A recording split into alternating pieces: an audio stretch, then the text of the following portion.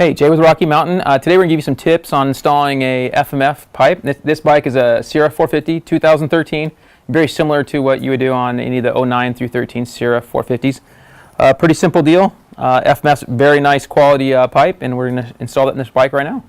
Okay, start by removing our seat and two side number panels.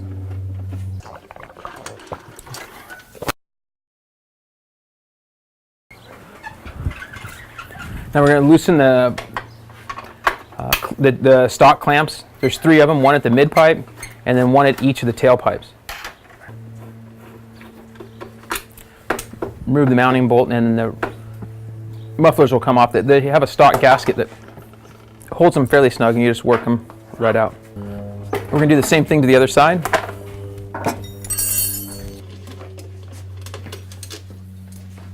So you can remove the mud flap by two simple screws with a Phillips screwdriver. You probably don't have to. It's a whole lot easier with it off, out of the way. This thing is...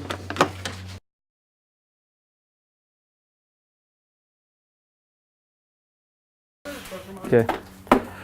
So after removing all the mid-pipe mounts, we can remove the whole mid and tail section. The stock clamp's a little tight, fitting in between the shocks, so you have to wiggle it through to get it out. With a 12mm T-handle, you can remove the two nuts right at the cylinder head. Okay, so the stock flange can sometimes get a little bit bent, and so it can be difficult to pull off the stock studs. So you might need to pry it a little bit.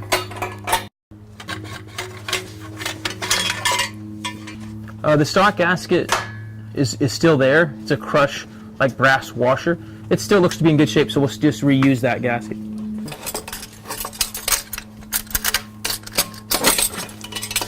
Okay, so at this point, it can be good to get the springs started on the flange before you put it on. It can be difficult to get them started sometimes, and sometimes they want to fall off on you. So you want to kind of work them in there, get your nuts just barely started or so, and then you can pull the springs to get them hooked onto the head pipe. You hold it in place while he tightens up the two nuts. And you just want to get them about 3/4 tight at this point, just to get everything, so you can get everything started and lined up. So we're not going to tighten them all the way down. If you tighten them all the way down, you probably won't be able to line up your mid and tail pipes. So now we just tighten right here, and you don't want to over tighten because you can bend this aluminum flange pretty easily.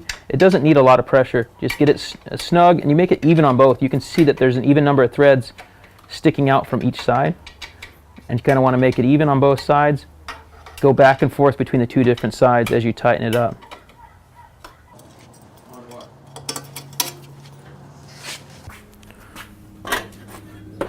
So now with the FMF, there's no gasket in between. It's just a metal to metal slip fit. So you just got to make sure you can just wiggle it on into place, and then you'll line up your mid mount and get that bolt started. And you just want to get it maybe halfway, 3/4 the way started, so you can still work with everything else. So after the midsection, the tailpipes just drop right on. Just slide them on and use your stock bolts. Pretty simple deal in this case. When there are other bolts required, FMF will supply the other bolts, but in this case, all the stock bolts are retained and used. And you want to push the cans as far forward as you can usually, and then tighten up. And we're going to start at the back. Now we can tighten these all the way and move our way forward. So we're going to tighten up both tail sections, mufflers, and then tighten up the midsection, and then tighten up our head nuts.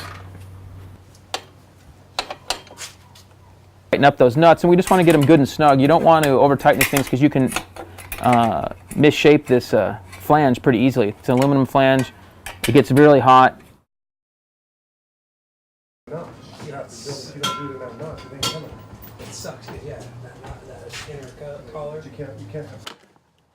You're right. Oh, that would work fine. Come on.